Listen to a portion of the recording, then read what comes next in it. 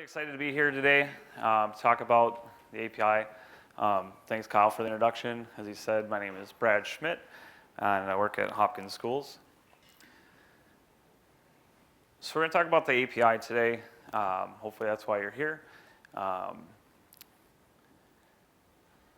name is Brad Schmidt. I've been working in education for about 15 years now in IT. Just recently went to Hopkins Schools about 5-6 months ago, back in May. Before that, I worked with St. Paul Schools for about 14 years. There, back in like 2006, we got the Casper suite, and have been working with the Casper suite ever since. About a year ago, St. Paul Schools went to a one-to-one deployment of one iPad for every student. That was 39,000 students, about 4,000 staff devices. It was pretty intense, and at that time is when I started really getting into the API, because couldn't write scripts and put them in an extension attribute and do a lot of the cool things we can do with OS X and Bash and Python and things like that. So I really had to get outside the box and use the API to do some of the manual tasks associated with deploying a lot of iPads. So one of the things that's really important to me is automating those kind of mundane tasks. It's something that I've been doing for a long time. It's my philosophy that if it takes you an hour to do something manually, you have at least an hour to figure out how to do it automatically. All right. Yeah. I hate manual labor, so anyway. And there's so many things you can learn when you go and you automate something, and you're going to use it on your next project, or you're going to reuse that code, or that process, or whatever it is. So the thing that drew me to Hopkins, I just want to take a minute to talk about this here. I left St. Paul kind of as a systems engineer, interim manager. Hopkins had a position open where it's a manager position. I'm running field services, service desk, device services. The three components I think that are the most important for user design, usability on the devices. That experience to me is so important, and to be able to have oversight of all three of those components is just awesome. And the really neat part about this position as well is it is the highest point of technical escalation, which challenges me to stay technical, but still lead a good crew and be a people person. So I'm up for the challenge and been loving it so far, this last 5 months. Thanks, John, for the opportunity. All right, so let's dig in. Why API? Here's what we're going to talk about today. Briefly, I want to talk about the API, what it is. Can I get a show of hands of people who know what the API is? Awesome. Who's using the API? Sweet. All right. So just going to talk briefly about what it is. I don't want to get in the nuts and bolts of it, but I just want you, my main goal of this presentation is for you to know that you have this tool in your toolbox and know a little bit of what it does and what I've done with it. And the next time you run into a problem, think, hey, I saw something Brad did and it might work in my environment. I'll figure out the code, because the code can come later. The idea has to drive that. I'm going to talk about how I've used the API in my environment. 6 specific examples, and I might talk about a couple more. We'll see what happens. We're going to talk about the lessons that I've learned, things to watch out for. There's some pitfalls you can run into using the API. And I have some resources for you that I've used and I think are important and useful. Of course, these slides will be available on Jamf Nation. And Q&A. Hopefully I can give some A's. And so the API, what is it all about? For those of you that don't know what the API is, it's all about having a conversation with your JSS. It's talking to your JSS back and forth on a whole different level. It looks something like this.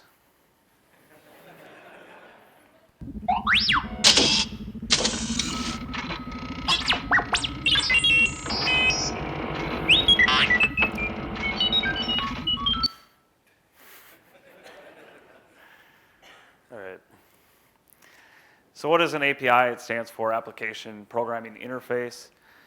The JSS API lets us communicate with the JSS using a script or a program.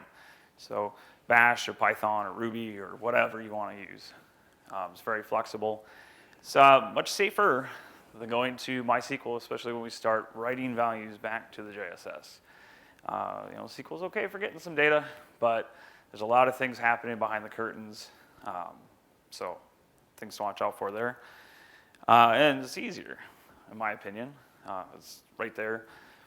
The data's there, it's given to you. You don't have to go into SQL, write some crazy scripts, and go through it.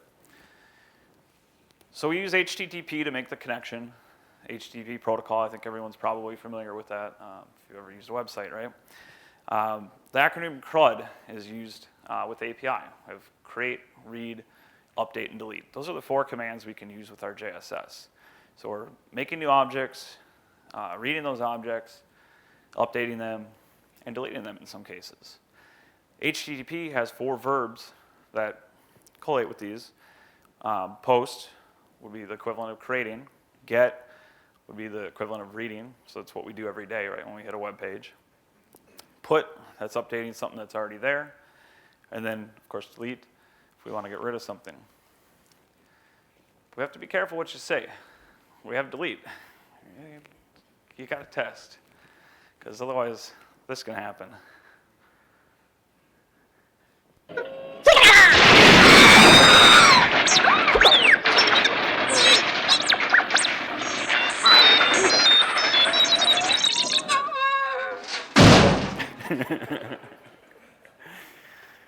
All right. I had to throw R2 in there. So like I said, all the methods are using HTTP communicating with the JSS, using that HTTP protocol. And we have some methods, or we have some ways of calling HTTP. With Python, my favorite so far, it's just because it has made sense to me, is using the requests library. But there's another library called Python JSS by Craig Shea, and HTTP lib, and I'm sure there's many others out there. It's what you're kind of comfortable with. Bash is where I started, using the API, using curl, and I suppose there's probably other binaries you could use to make that HTTP connection, but curl's built right into OS X and most Linux distributions. And then Ruby as well. I've not played with Ruby at all, but I figured I'd throw a shout out if that is your language of choice. The easiest way to get started is go to your jss.com, :8443, hopefully you're right, SSL, /API. I recommend you do that on your development JSS when you start playing around with this, because if you do a get maybe on a table like mobile device commands, your JSS might hurt for a little bit, depending on your environment.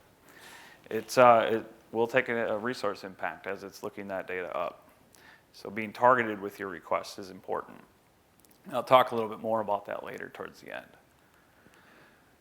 So here's a Python example, and it was supposed to be tiny, but it actually looks like it fits pretty nice. Simple 3 lines. This is what you have to do to make the connection to your JSS to just get some text. We're importing the library. We're setting the variable R to this command here, which we're passing the URL, the username, and password. And we could pass some other things as well. But this is just to get some text. Let me just do a print command that gives us some XML, which I'll show you in a minute. This is a larger example if you couldn't see. And then here's a bash example using curl. So we've got the username and password just like before. We have our URL, and the same thing's going to come out of our JSS, the same exact XML. And a larger example of that in case that was too small. All right, so this is the example XML that you would have returned. By default, the JSS is going to output XML, but you can request JSON as well. Both are markup languages, they're structured languages that basically that's just the way the data comes, and then it's up to you to parse that. There's a million ways to parse text. I found Python to be a bit easier to work with JSON, but talking or hearing Bryson's talk yesterday about element tree, I want to check that out. That looks pretty cool for XML.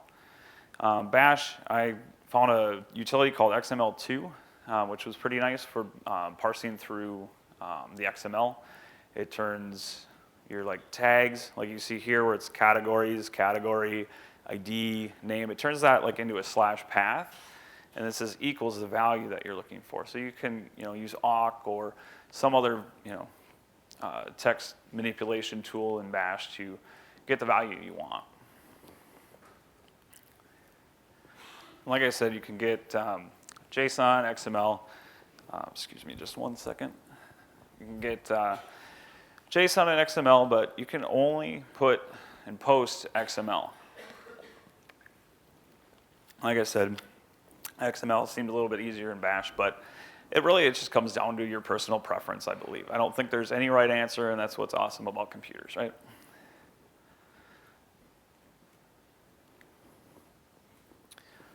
So now you've gotten some data from your JSS, you're having that conversation. What do you do with it? In most cases, I'm pulling down some information from the JSS, doing some sort of manipulation, calculation, bringing a little other data maybe to send it back to our JSS.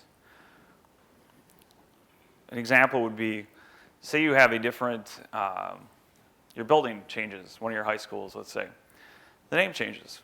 And now you need to update all your policies where it had the previous name to have the new name. So we can bring that down, do text manipulation in Bash or Python, whatever you want to do, send up the new name. Don't have to go edit 102 printer policies. And then some other cases are we want to import some data into our JSS, such as an asset tag or something like that. And other times we want to export data. We have someone that wants some reports. And yeah, we can log in and do an export or whatever, or give some credentials out to people, and they can do the same thing. But use the API to automate some of that. So I throw this slide up because I don't want to talk about the code today. I talked about the code enough already. The code's going to come. You've got to have a reason to code. And just believe that I'm not an expert in coding. And I'm just determined and relentless when it comes to something. If I have an idea and I want to put it to a script, I'm just going to keep searching, and Stack Exchange just keeps helping me out. So anyway, all right, let's jump into it. So example 1, import asset tags. Pretty mundane. The request was, hey, have all the asset tags in their JSS. Makes sense. Let's have all our inventory data together. Luckily, I had a CSV file from all my vendors. And I was not going to hand enter these 30,000 iPads that came in the first wave. Nobody's going to do that. There's not an import function in the JSS. Not that I've seen anyway. I've never seen that import button. So we need to write a script. So that's the solution. Wrote this in Python. It's getting a list of, there's an advanced search in the JSS that's looking for computers and mobile devices without asset tags. And I have the CSV file sitting with that Python script. The Python script is reading the CSV file. For each serial number that it's pulling out of the JSS, it's looking over in that serial or in the CSV to see if there's a match, returns the asset tag, and then sends that asset tag up to the device record. As I said. So this is how the data flows. There's the advanced search. We use the API get function using Python here, and we're getting that list of devices without asset tags. There's no sense in rerunning this over devices that already have asset tags. The script takes each record and is checking through that CSV to find a match. When it finds a match, it sends using the put command. It puts that piece of XML with the asset tag number onto the JSS record or the device record. In this case, I had to have two functions, one for mobile devices and one for computers, because there's differing tags and things like that when you're working with it. But it's pretty straightforward, just looping over that CSV file. So let's talk about the benefits of this. Great, I've got inventory data now in one spot. That's helpful. But it's going to help us do some other cool things. It's another data point that we can use.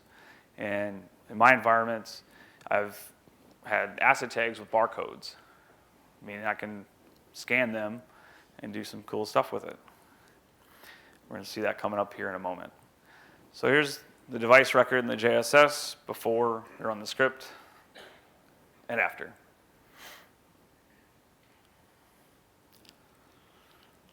Example 2. We need to wipe a lot of devices. So 10,000 plus iPads in a cart scenario, even though it was one-to-one, we started digging into ways of trying to figure out how we're going to wipe all these devices. Do we even need to wipe them? Can we just delete photo rolls and things like that, camera rolls? So the option 1 is have the text do it. They're going to love me for that. All right, 2, we have the students do it. I kind of like that, you know. Like John was saying earlier, you know, it's the student's device. Let's put some onus on them. But there's, you know, some risks involved there. You know, does Find My iPad get turned off properly? Does it even get wiped? Things of that nature. So, you know, trying to have something a little more reliable. Option 3 is create a script and wipe them. And option 4 would be to wipe them all at once with the API. Set up a CSV and, you know, knock them all out. But that sounded like a bad idea because that's just a lot of chaos. And 10,000 devices getting a wipe command. So I opted for option 3.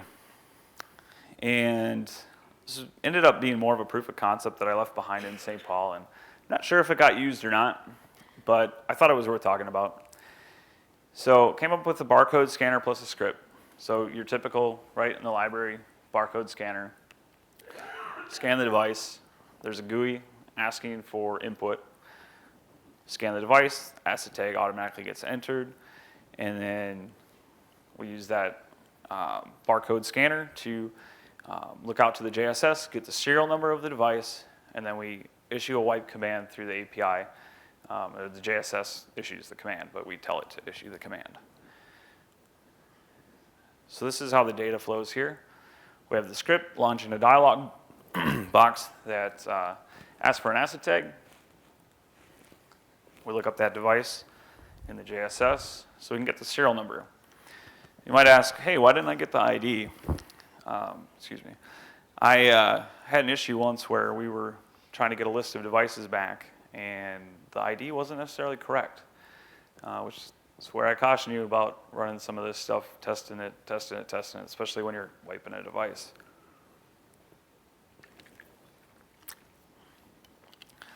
So look up that device, and then we issue another put command up to our JSS, and that will issue the wipe to the device. So the benefits. The device is wiped on your terms.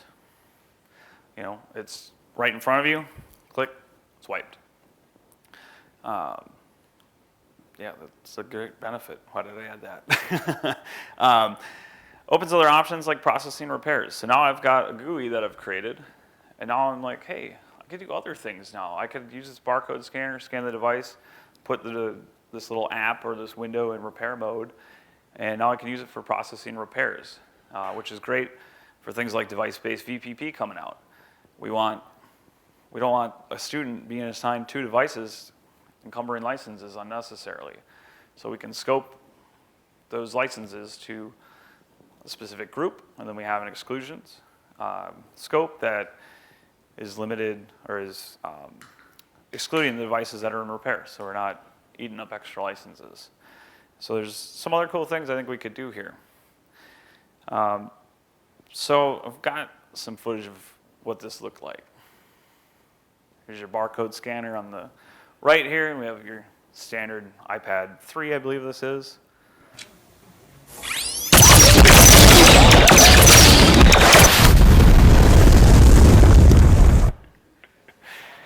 Like I said, actual footage. Yeah, so I can't say be careful enough when you're doing stuff like this. It's a little dangerous, so yeah. All right. Example 3. This is something I did pretty recently, but had found out about a year ago at the last JNUC. Was talking to someone here at an education mixer that was trying to process locked iPads. And what happens in Hopkins is at our junior highs, while we do have the App Store open for some grades, we still have a list that we're like, can't have that on your device. When that happens, iPad's locked into Notes. Not Lotus Notes. Notes. A couple people on Notes here, good. So they get locked into Notes, and the student has to walk down and say, yeah, what's going on? And then the staff member processes that, has to go into the JSS and add that device as an exclusion to the scope of the configuration profile. Then they process the device, and then they go in, send an update inventory command to the device, and then they have to remove the unit from the exclusion group on the profile, excuse me. It's kind of a hassle. And I felt really bad for this person. I didn't even work with her yet, but I was like, I gotta do something for her. And then when I started putting this presentation together, I'm like, oh, I gotta have some meat in here. So this is what I came up with here. I created an app in Python and used the TK interface or interlibrary, which is just built in on every Mac by default. I'll show you an example of what that looks like in just a moment. But now, I don't have to have a technician processing this because I really don't want just random people in the JSS with the ability to edit every configuration profile. It seems like a bad idea. So now anyone can use this tool. And using the JSS match function in the API, which I just kind of found out about not too long ago, which is really neat. You can basically search anything you would in your JSS with wildcards and things like that. It'll return a value. And I was a little short on time, so I didn't get all of my features into my product that I wanted. I really wanted to be able to return a list of iPads that the match would bring back, and then you would select the one that you want. Instead, I at least gave an error message if it found 0 or more than 1. When it finds a single, when the match finds a single unit, it's, let me take a step back. So there's a smart group in our JSS and an extension attribute in the JSS that I had to create before this would all work. The extension attribute is just called API_restriction processing.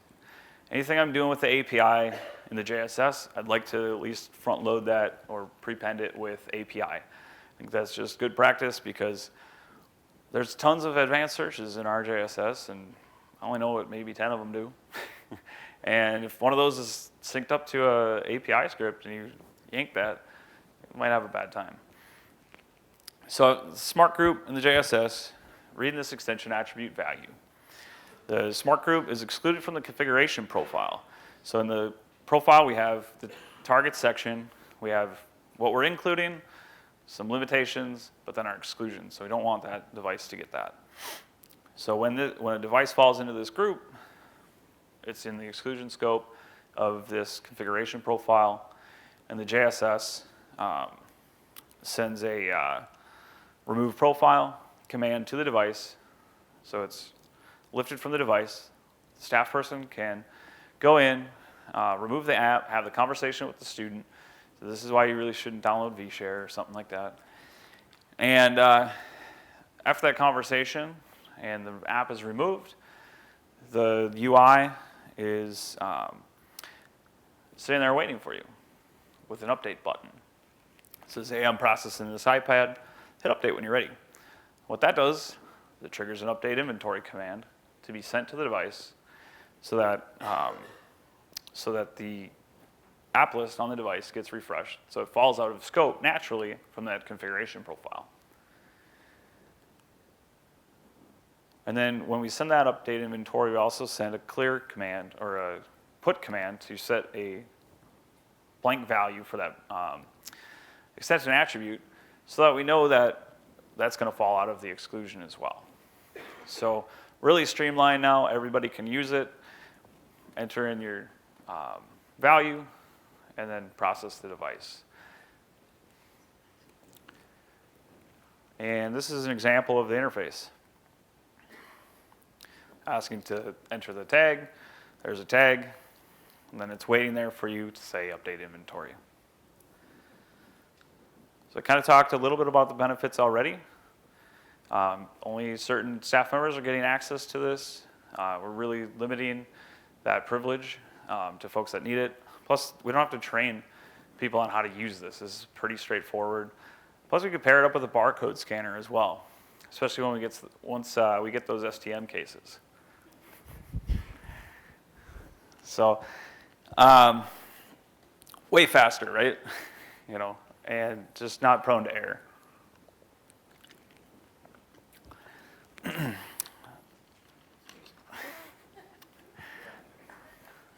All right. So what is VShare? Get rid of it. It's kind of how that request came down. All right. So for those of you that do not know what VShare is, there's a couple other variants out there too that basically allow you to install pirated apps, even if the App Store is closed, and it installs with like an enterprise profile. If you were a developer, you can go get for $300 or whatever, and now you can just install something off the web. And before iOS 9, we had really no way to stop this. And to make this more serious, some of these apps contain some malware, or at least had the potential for it. And of course, this violates international copyright laws, which is, never a good thing, right? So my solution was find them and wipe them. It's going to be a little bit of a drastic solution here, but hopefully it'll convert to a deterrent, was my hope here. So I had a advanced search looking for VShare. There's just an app called VShare.app, and sets an extension attribute, or the script sets an extension attribute that says it's been wiped once, so it doesn't keep looping over that device, sending an email, which the script does. It sends an email and a wipe to the devices that have VShare. Once this was all approved and I got it engineered and everything and was ready to go, this happened. Denied. The scope was just, it got out of hand. And re-enrolling that many devices was not ideal. So it got denied, but I learned a lot in the process of engineering this solution, and maybe it'll help you in the future when, iOS 9, it's going to solve this issue for us, but who knows what the next thing is the kids are going to figure out to get some random apps, right?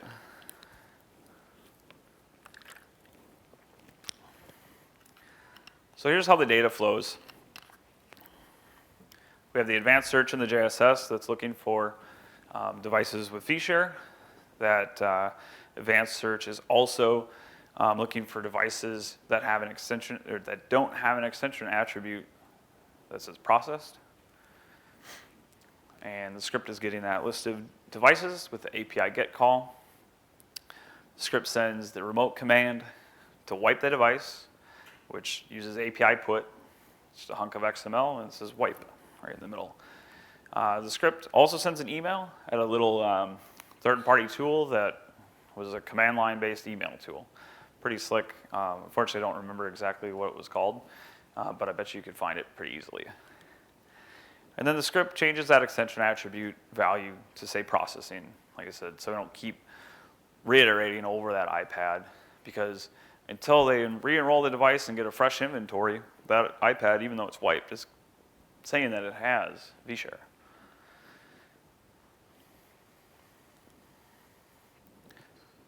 My fifth example here is really about having a conversation with our JSS, getting to know it. There was a bug in the JSS that we identified that double and single quotes were being escaped in the advanced command field of a policy, computer policies. And the way we found out about this was we had some complaints from the field.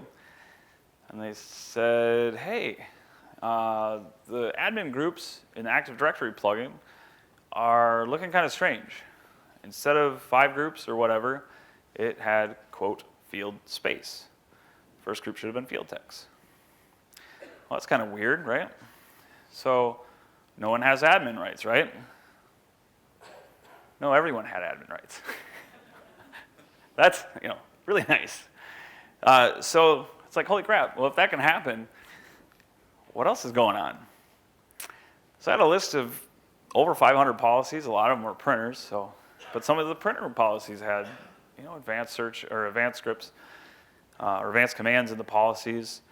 The JSS in general had a lot of policies with advanced commands that were fairly long, just full-blown scripts almost, because in the environment in St. Paul, we had 60 distribution points that were, when handed over to me, were in just a state of disarray. And I couldn't rely on an AFP mount to get a script. So I put that script right into that policy. And so a lot of that stayed there until we were able to get those back up to speed. So I gotta figure out what's going on. What's the impact here, right? So my solution was basically wrote a quick and dirty bash script that would print out the pertinent information that I needed about each policy. It would print out the URL, so I could just click it, boom, I'm into the JSS. It would give me the command that it was running, so I could kind of look at it and see, ooh, yeah, that one's got an RM in it, I better look at that quick. And then the name as well, so that I could look, just more information to help narrow it down to what I needed to look at. So I used curl to download, using the API get all of the policies. And then I used bash, probably grep, to filter out those policies that had quotes. And then returned a list, basically just built out a text with some variables that spit out the URL string for me, and we were able to go through and process that. And actually, I think my coworker ended up doing most of the processing on that. But still a lot better than going into each one, right? All right. So in talking with your JSS, another example I have here that's kind of a sub-example of this is when I got to Hopkins, there was a project starting up that we wanted to reimage all of our Mac OS devices, all of our lab devices. And a lot of these are MacBook Airs. So no Ethernet, wireless net booting, might work in your environment. It's just not a good solution. So I turned to USB disks and put an OS on there. And we have like a 300 gig repository. So I didn't think I wanted to talk to my boss and say, hey, I need like $65 flash drives. I figure if I said I needed $16 flash drives, I'd probably have a better chance. So, and being that I'd only been there a month, you'd hate to start expensing stuff. So, what I did was we have, a number of school buildings, and we're re-imaging them to 1010, and they're student devices. Luckily, there was good nomenclature in place. So all of the configurations in Casper imaging were named with student and 1010. So I was able to use Python to give me a list of all of those configurations, but limited to things that had 1010 and student in them. And then I said, give me all of the packages for each one of those things. And then kept piling that into a list, and then I had it give me the unique values. And then I took those unique values and iterated over it to move just the packages that were in those various configurations so that I wouldn't have to have a 300 gig flash drive. I was able to do this with 64 gig and still have plenty of room. Because we only had one OS for these MacBook Airs. So it ended up working out pretty well. And that's just where I'm like having that conversation. In the future, I'd like to put that into self-service so that a tech can plug in the flash drive, hit a button, and it goes to the JSS, brings down what it needs, and they're on their way.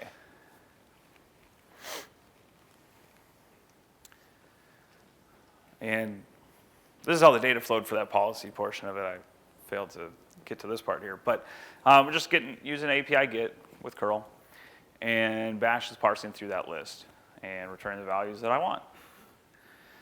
So example 6 is my latest creation. It's on GitHub, too.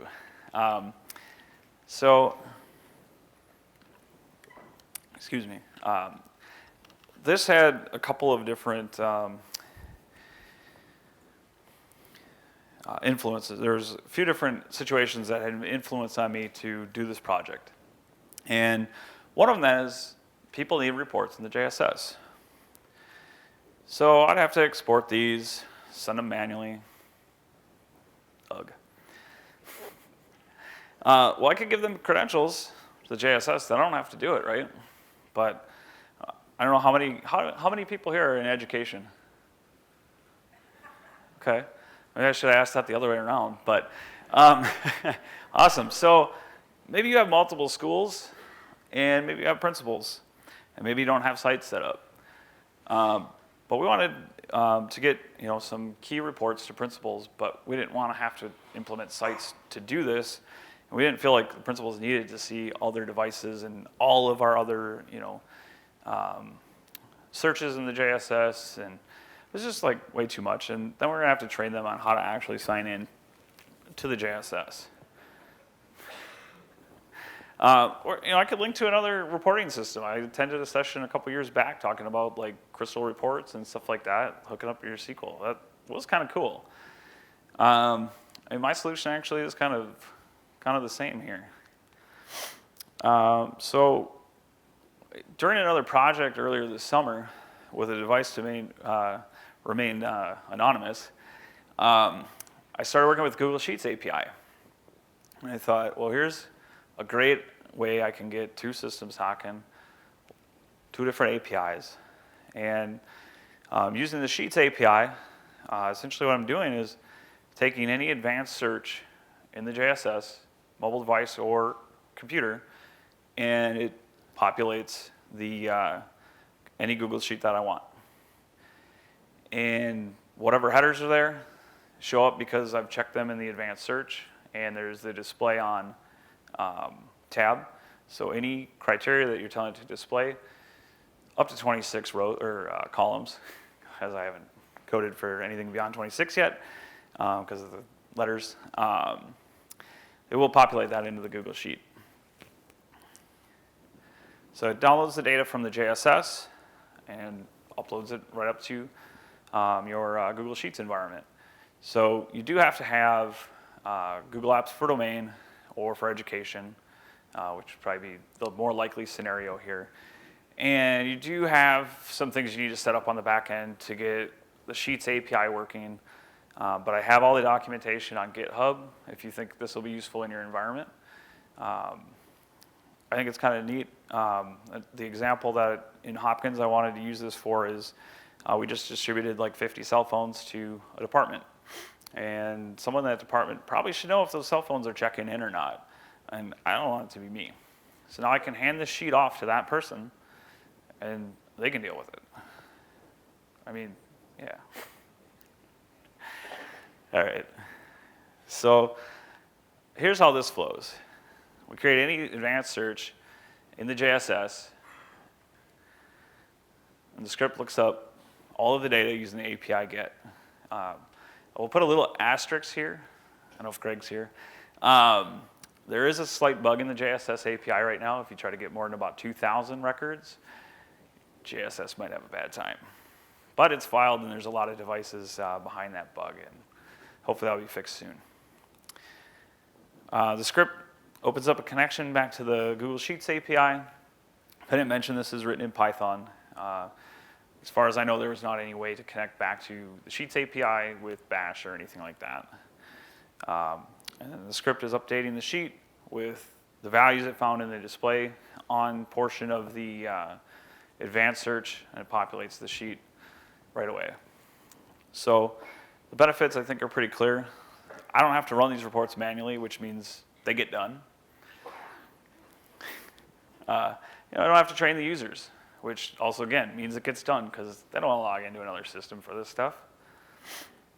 And, we talk about least privilege sometimes.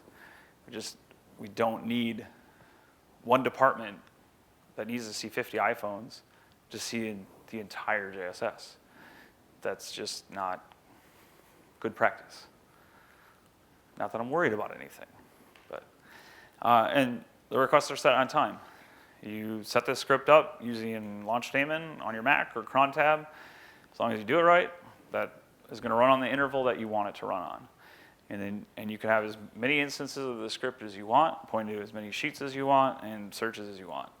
I do want to commit a little bit to developing this, and I'd love to at some point be able to actually give it a list of here's the sheets, here's the search, go. So you have one instance of the script, and it's just iterating over this. So we'll see if people like it, and I'm happy to work on it. It's fun. So this is basically what it looks like. That's just a raw screenshot of data coming right out of that search, and it's going right up here into the sheet. So that concludes my examples. The lessons learned here. The road can be bumpy. Most important piece of this here is you got to have a reason to learn it. And if you don't have the idea, you don't have the flow, I don't know, it's kind of hard to come up with that scripting portion of it. So get that drive to do the project and learn it. It looks hard. I've been there and didn't think I could do it, but you just keep persisting, and there's good resources out there. And I mean, look how many hands went up in this room that are using the API. These are all resources here. This community is a great resource. This I can't stress enough either. Having the development JSS, preferably with your prod data, not your tokens though. Remove the tokens. VPP and DP and your push notification tokens and your GSX token and whatever other tokens that they've added. But having a development JSS with your prod data lets you really see what the load is going to be on your JSS. Because if you run something against a pretty fresh JSS, you're not going to get a good idea. If you hit get on all the mobile device commands that have ever run in the last log cycle, it's going to take a pretty good hit on a JSS that's in production, but it's going to pop right up in a clean dev environment.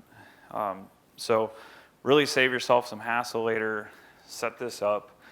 I'd love to talk more on that too, but hopefully you're already doing that. You can come across bugs in the API, like I said previously. 2,000 or more devices, it times out. Another issue was when you would get a list of devices, you'd get a different ID back sometimes. So luckily, the API has many options, and we can use the serial number instead. This is also very important, and I learned at PSU this year. Use some form of Git, version control, something while you're scripting, because you might be going crazy and then you got it all working and then you rip it all apart to do something else and now it's not working. In the past, my version control was Command Z. And that's not version control. So yeah, Git's pretty sweet. A lot of different resources for Git. GitHub, Atlassian has their source tree, I think it's called. I've used both. Don't want to get too much into that, but check out, can't think of his name off the top of my head right now, but PSU has a great session on Git, talking about Git from this year, 2015. Really this stuff is hard to share. When you create this for your environment, it's so intimate, for lack of a better word. And, some of your scripts might just be like that policy one. That's just for this instance. I don't even think I saved the script, And genericizing scripts takes a lot of time. The script that I wrote on for Sheets, I started out with hard-coded column values. And as I started genericizing this to publish it, I can't do that to people. I can't say, here's this tool. Oh, and by the way, you have to hard code whatever values you need and add counters and stuff like that. No, it's bogus. So then you go down this rabbit hole of, okay, how do I get it to be easy? And came up with if it's checked on display, it shows up in the sheet. One cool thing about the sheet too is it maintains formatting. So if you format your header or hide a column, that remains. But the people out there that are putting this stuff out on GitHub and other places, I mean, I can't applaud them enough that they take the time to go through and actually genericize these scripts for reuse. So they don't have to do it, and it takes at least 10, 20% longer to do than it did to create the script in the first place. So speaking of resources, number one is this should say your devjss.com. And just throw a /API on there. Get started, start looking at some things. You'll see all of the ways you can interact with your JSS. You'll see every element or object that you can interact with. You're going to see all of the different commands that you can do and with what you can do them with.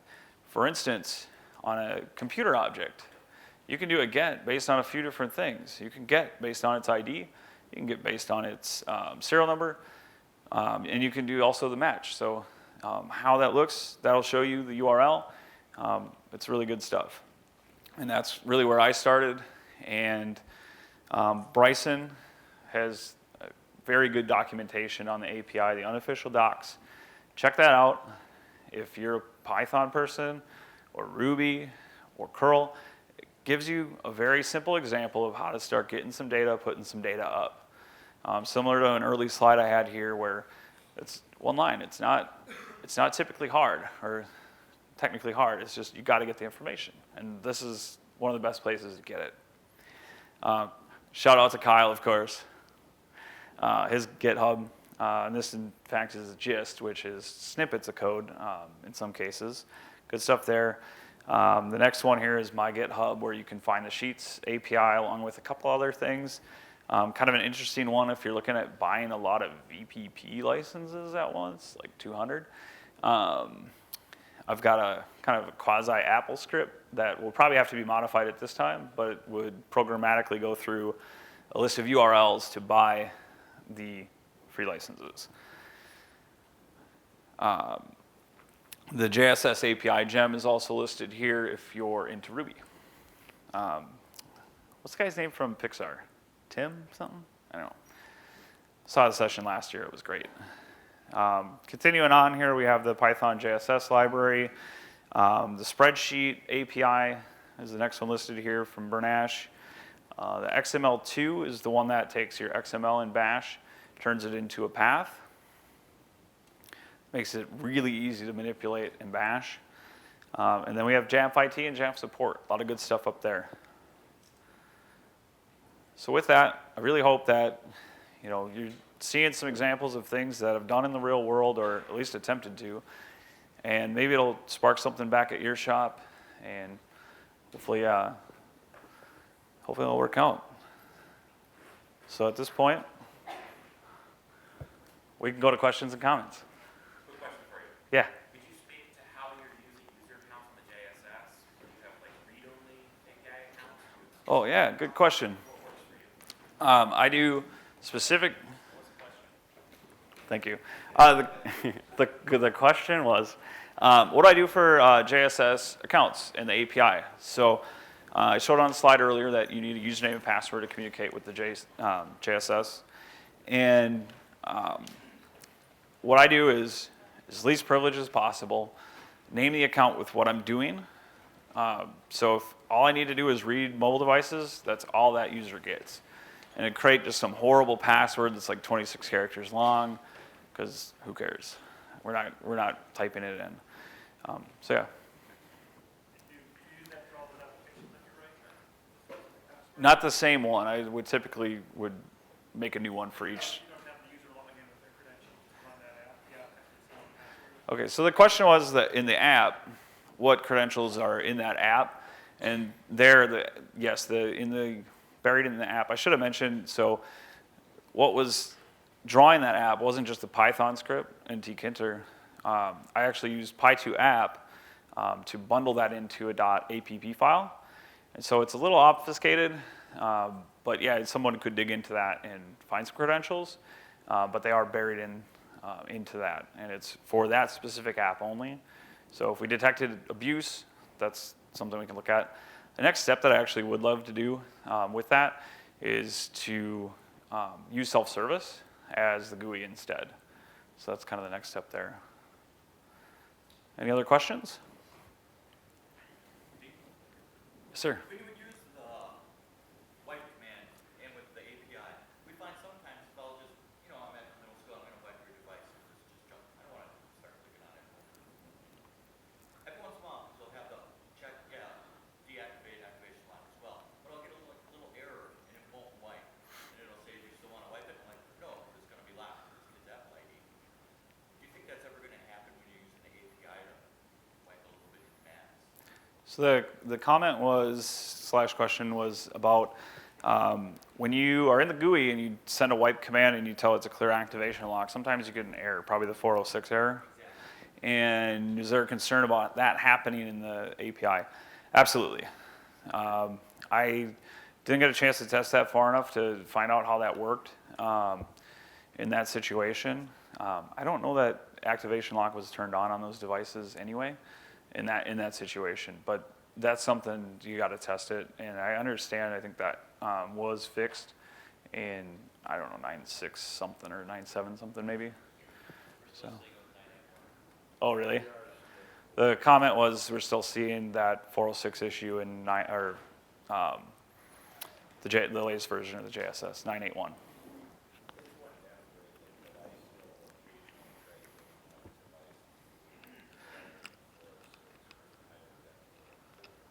Okay. Just another comment of a gentleman that's wiping them manually through the GUI instead, just to be on the safe side. Yes? Is there any way that you could provide a copy of your script that was serial number to asset tag JSS? I didn't see it in your GitHub. Nope, that's not on my GitHub, but I will work to get that on GitHub. Yeah, absolutely. All right. A lot in the back there. Yes, you were talking about how, as far as managing how many people can get into it staff-wise, how much interaction do they have, and do you have to create accounts for those people to be able to get into it? In which, They have to log into JSS, and you created, if you run it from self-service, can you open it up, click on that, and it'll do whatever it is. And I was looking at your slide for the clearing devices. You process the clearing the restrictions? yeah. Okay, so the question is, when we're clearing restrictions, are people logging into the JSS? Right, well, I have to give certain, I know I give certain people access in self-service, but do they have to have, an actual Casper login to it, like I am? So the follow-up to that was, are you talking about when I put that into self-service? Well, Or just how it is now? put people in there as much as possible, right? Right. Because they're not getting too much access in. Yep. How So, much can they get, how do you prevent that? so what I do there is, the question being, how do we prevent unauthorized access? We don't want people getting into the JSS. So what I'm doing is burying the credentials in an app bundle and making sure that app or that API account only has the privileges that it needs. So if it is compromised, somebody does dig around and find it, which is my motivation to bring it into self-service, so it actually runs, it stores the credentials in the JSS versus storing them locally in an app file that's totally transportable. And then on the JSS side, in self-service, the plan would be to have that scope to only the people that need it, whichever staff members those are. Does that answer your question? You create basically a button in self-service and scope to just your one person or each school that has to deal with it. Yep, I would scope it to the one person or multiple people that work with the process of clearing those restrictions. Right next to you. I've got just a common use case. We deploy upwards of 80,000 devices in a statewide one-to-one that were all purchased by the state DOE but distributed across 300 schools and shipped from the factory directly to